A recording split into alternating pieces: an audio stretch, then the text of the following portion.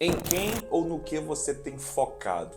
No que você de fato tem depositado a sua total atenção? Seja muito bem-vindo, seja muito bem-vinda ao Sólida Fé, esse canal que tem como missão, objetivo e propósito solidificar a sua fé, fazer você crescer não para cima, mas para baixo, lançando as suas raízes na profundidade das Escrituras, que é a palavra de Deus. Eu peço a você, curta, comente e compartilhe. Por favor, deixe a sua curtida se gostar do vídeo, se não, deixe a sua descurtida.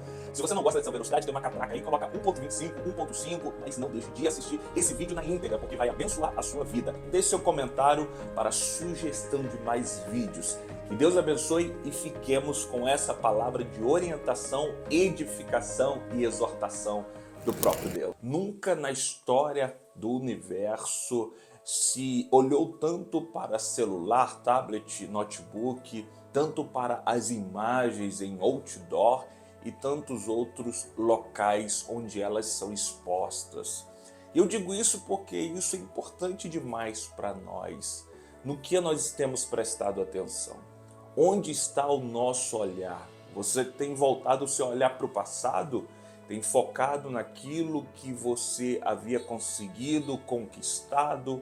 Ou naquilo que você tinha, ou no que você perdeu? Ou você foca apenas só no futuro, naquilo que você quer conquistar, naquilo que você quer para a sua vida? Onde está o seu olhar?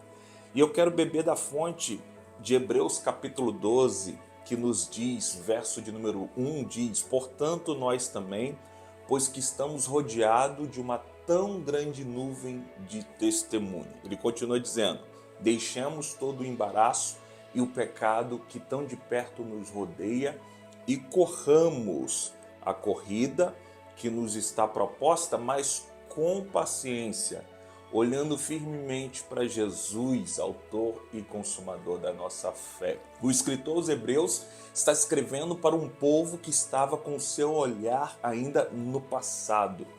Eles olhavam para a lei, eles olhavam ainda para a figura do sacerdote, eles olhavam ainda para a figura do templo. São crentes convertidos aqui, mas judeus por identidade. E esses crentes aqui estavam querendo voltar às práticas da lei, estavam querendo voltar novamente a oferecer sacrifício no templo, sendo que eles já tiveram os olhos iluminados pela pregação do Evangelho, onde Cristo de fato é a suficiência. Eles queriam voltar para se apoiar em sombras. E o escritor escreve esta carta os orientando, os chamando a atenção. Pensa nessa metáfora, é a vida desses crentes aqui hebreus, e talvez reflete a minha e a sua vida. Imagina só um fogo que está se apagando. Se deixar esse fogo se apagar, ele de fato vai extinguir e não existirá mais. Mas o combustível que o escritor utiliza nessa carta para que esse fogo pudesse reacender é a exortação. Então ele chama, por meio da escritura, por meio da palavra de Deus, a atenção desse povo para voltar de fato a depositar sua confiança única e exclusivamente na pessoa de Jesus. O escritor aos Hebreus abre esta carta dizendo que Deus sim tinha falado de muitas formas, de muitas maneiras na antiga aliança.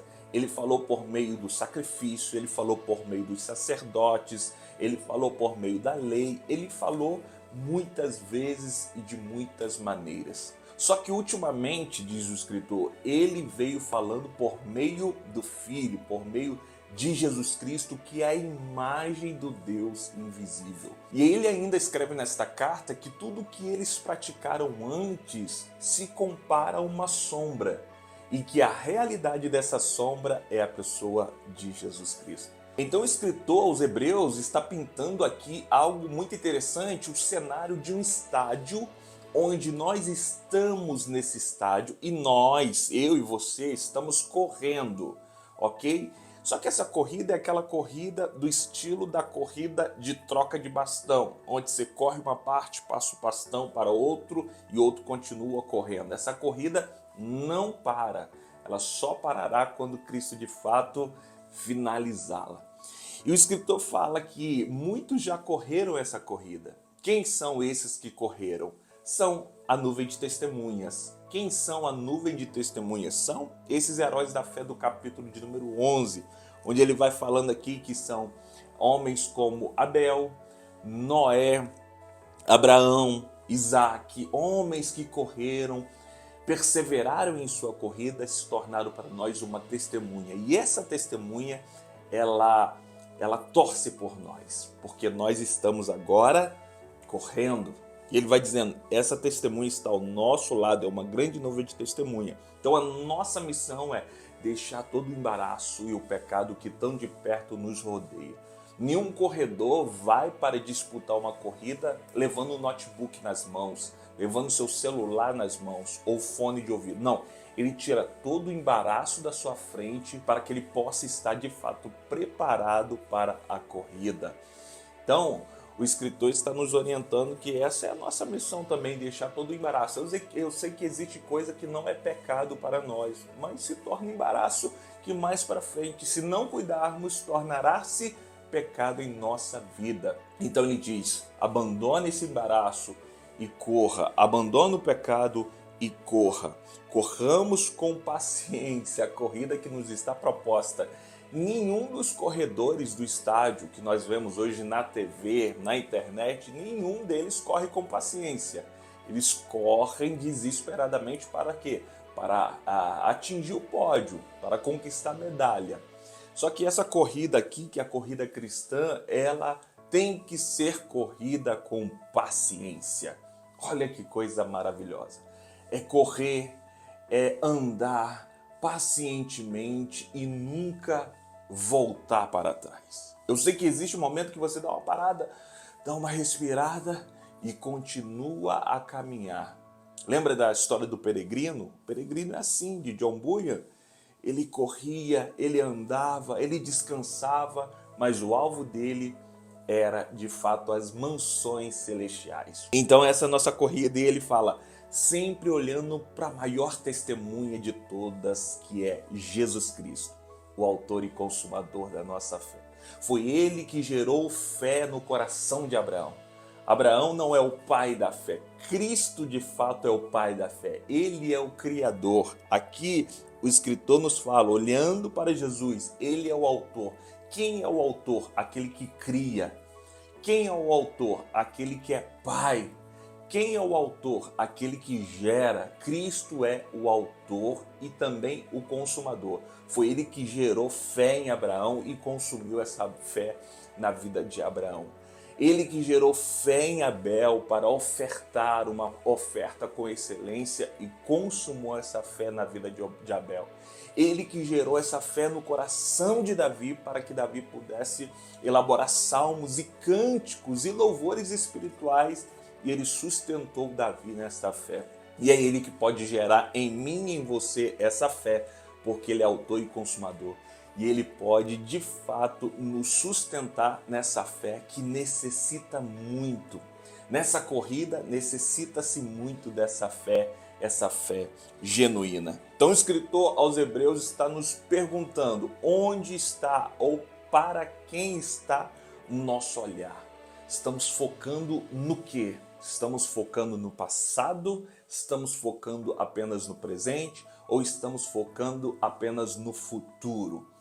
O escritor nos orienta que foque em Jesus, porque em Jesus, quando você olha pela ótica de Cristo para o passado, você vê os seus pecados totalmente perdoados, você vê os seus erros totalmente perdoados e sempre uma nova chance que Ele te dá. Quando você olha para o presente com a ótica de Cristo, você vê um presente totalmente guiado, preparado, orientado por Jesus Cristo. E você olha para o futuro e vê que lá há segurança para você, porque Jesus de fato está lá. Como aquele hino diz, nós podemos crer no nosso futuro, porque nós temos a esperança na pessoa de Jesus Cristo.